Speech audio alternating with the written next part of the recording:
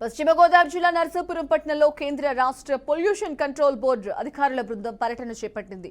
గోదావరి నది తీరాన గేటిగట్టుపై మున్సిపాలిటీ నిర్వహిస్తున్న డంపింగ్ యార్డ్ను అధికారులు పరిశీలించారు.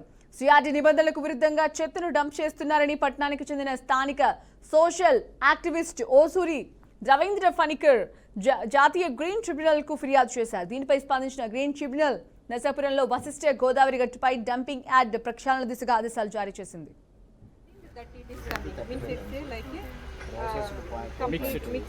In NGT, it was numbered as 1017 of 2024, in which the NGT directed the Central Pollution Control Board and other agencies to submit a report on the illegal dumping of garbage into river Vasishta on the banks of the river Vasishta.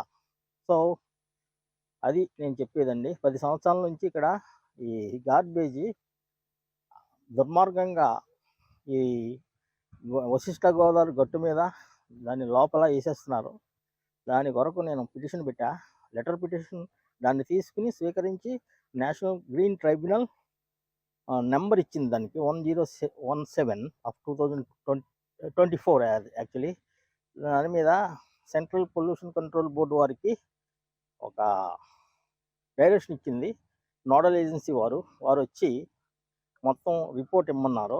ఇది క్లియర్గా కనిపిస్తుందండి, గోదావరిలో వేసేస్తున్నారు. దీని CRZ రూల్స్కి తర్వాత మళ్ళీ municipal solid waste management రూల్స్కి వ్యతిరేకం కాబట్టి ఆయన ఎన్జిటి చైర్పర్సన్ గారు ఒక ఆదేశాన్ని జారీ చేశారు.